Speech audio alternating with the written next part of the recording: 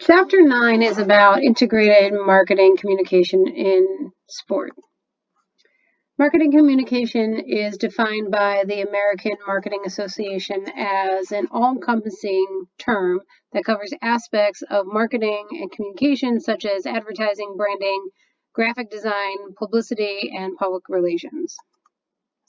Beyond that definition, integrated marketing communication refers to the integration of these various marketing and communication methods into a cohesive, consistent message conveyed by an organization to its consumers, fans, and other stakeholder groups.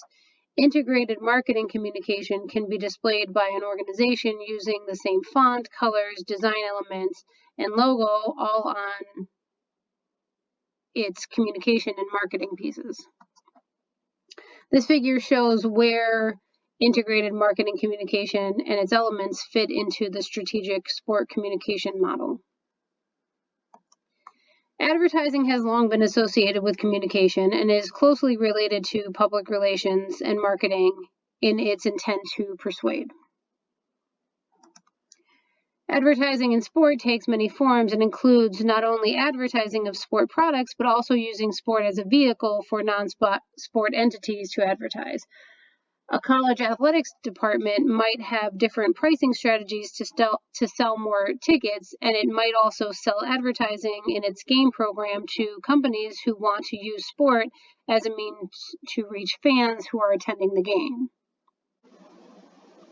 Marketing a sport product presents unique challenges for sport managers, largely because of the unique nature of sport. When sport managers advertise and market a sport product, they are essentially marketing three key elements: the competition between two teams, or the on-field product, the entertainment or fan experience associated with consumption of the sport product, and the benefits gained through that competition. Although the on-field product lies largely outside the control of the marketers, the entertainment or fan experience and the benefits associated with the product fall within the marketer's control. Marketing a sport product is challenging for several key reasons. Specifically, the sport product is intangible, heterogeneous, perishable, and simultaneous. The sport product has several key distinctions in comparison with more traditional industries. Demand for the product can fluctuate dramatically. Sport products rarely have inventory. On the flip side, in most other industries, products and supplies can be replenished. Sport products are most often consumed publicly. Consumer satisfaction is often affected by social stimulation and depend on others' enjoyment. When formulating an advertising campaign, sport managers should establish clear objectives so that they can develop effective strategies for implementation. Advertisements should also be developed to either create or reinforce a specific brand image. The campaign should also illustrate the merits and benefits associated with the sport product in a way that supports the consumer in deciding to purchase the product. Advertisements should be straightforward, clear, and consistent in both design and message in order to build and maintain a brand image for the sport product. Repetition reinforces the message that the sport entity wants to send to the audiences. Sponsorship is another very important piece in integrated marketing communication for sport organizations. Companies have recognized the value of sport as a vehicle for communicating to the masses, and many consistently use sport as a means to advertise their products. The most common means for doing so is sport sponsorship, which helps companies build and support their brand entity. It also is an excellent way for sport entities to increase revenue, enhance their consumers' experience, and sometimes enhance their own brand image. The use of celebrities as endorsers has been a significant part of advertising since its inception. Companies recognize the value of having athletes endorse their products, and the practice can be quite lucrative for athletes themselves. The use of athletes' endorsements has increased since the 1920s. There was a huge increase of using athlete endorsements in the 1980s when shoe companies began using athletes to endorse their products. Sport organizations now have a wide array of options for using new media as a communication mechanism. From websites to streaming video content to social media outlets, new media offers sport organizations unprecedented options for reaching and interacting with and providing unique content to sport consumers. So by doing that, there's new ways to get your message out to different audiences.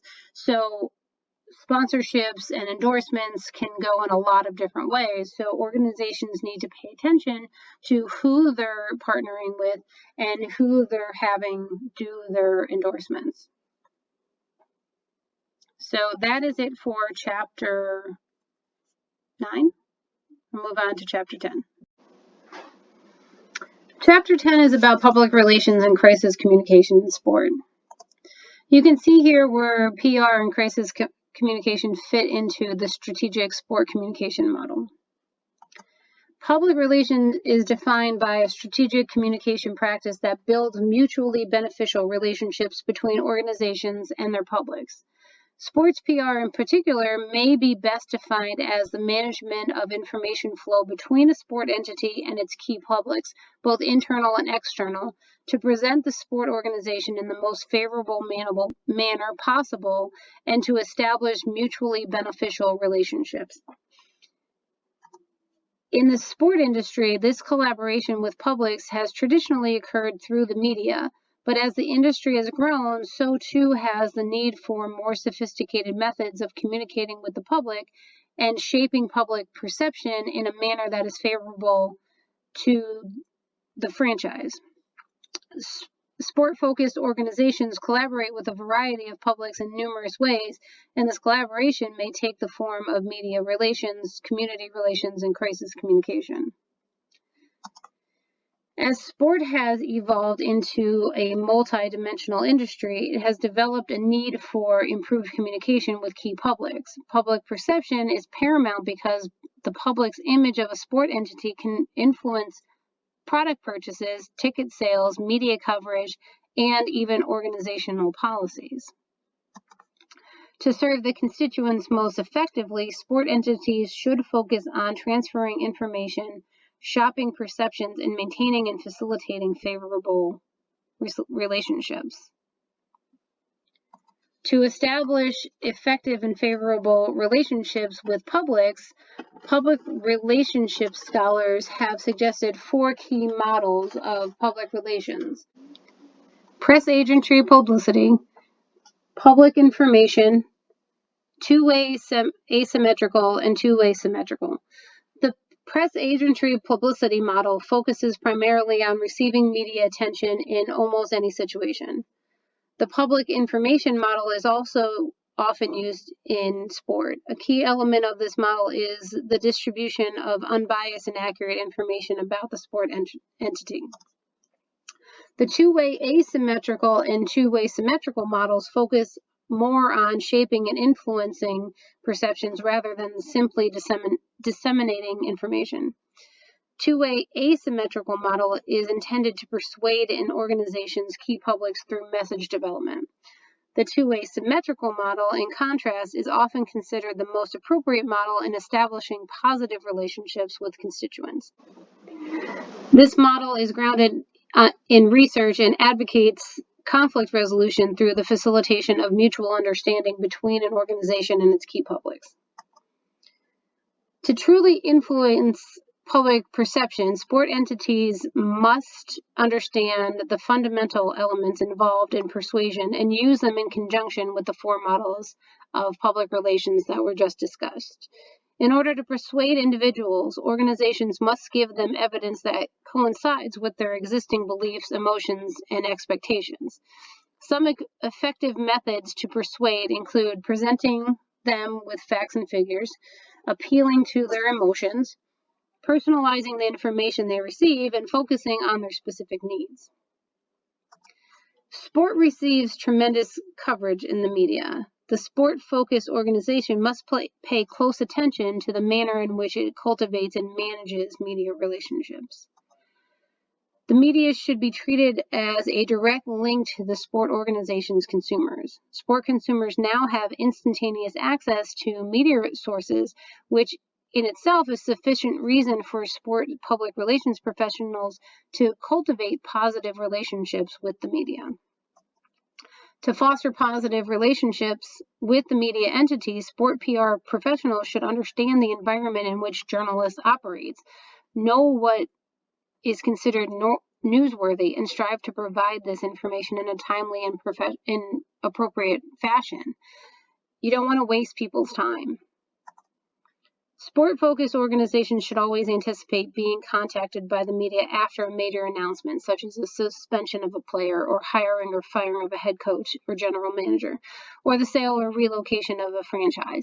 Know that people are going to contact you and be ready with answers. Sport PR professionals use several methods when communicating with the media. And these tools include a sport press release, a sport press conference, media kit, media guide, the fact sheet, and the coordination of interviews with key sport entity professionals. It depends on what the news is that you're trying to present. And I will have links for all of these different tools in this module. Sport entities should not release information to the media unless it's newsworthy and holds general interest for the public. Newsworthiness may take the form of a new development within the sport entity. Press releases can also provide information about a dramatic element or present an issue of a human interest story. Media kits and media guides are often used to showcase the sport entity. Media kits typically include press releases, selected statistics, fact sheets, answers to frequently asked questions, feature story ideas, biographical sketches of key figures in the organization, photos, and maybe even video footage that can be used by the members of the media. A fact sheet is similar to a press release in that it provides the media with concise information regarding a specific issue or event. It's usually more of a bulleted format and like a one-sheeter. Interviewing is an integral part of the process of managing media relationships and presenting the sport entity in a favorable manner. Members of a sport entity are interviewed on a regular basis, which can work to the advantage of the sport entity if the interviewers are well trained and well prepared. One of the most overlooked elements of sports public relations is community relations, which helps sport-focused organizations cultivate mutually beneficial relationships with key constituents and audiences in the community. Community relations activities can serve as an invaluable PR tool, but most sports organizations don't use them to their fullest benefit.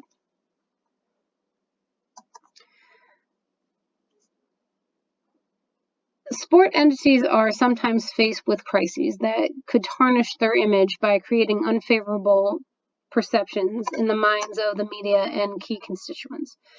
Crises can arise from something as simple as comments made during an interview, but they can also result from posts made on social media or from a volatile situation or from something illegal that an athlete does. Crises in sports can take many shapes and form and involve issues such as a player eligibility or an arrest or incidents on the field or a firing of a coach. The public usually forms its perception of the crisis situation within the first 24 hours of the crisis. So it's important for you to get ahead of the story. When responding to a crisis, an organization needs to communicate information quickly and accurately to assist in managing the crisis. This can stabilize or minimize the damage to the sport-focused organization's reputation. Sport PR professionals should prepare a crisis kit, and the key components of the kit include media relations checklists, including guidelines for dealing with the media, a synopsis of policies and procedures, the crisis strategy and contact for key personnel. Who can talk to who? What information are you going to give out? How much information are you going to give to media personnel? It's important to know who can talk to who and how much you're going to say so that more information isn't leaked before you're ready for it to be given to other people. PR is a vital part of any organization, but especially sport organizations, because athletes are out there every day in the public eye. So it's important, if you're going to work in this type of field, that you're on top of what your athletes are doing in the public eye, and that somebody is paying attention to what they're posting on social media, and that you're ahead of any crisis that comes up. So that is all for chapters 9 and 10. If you have questions, please feel free to reach out.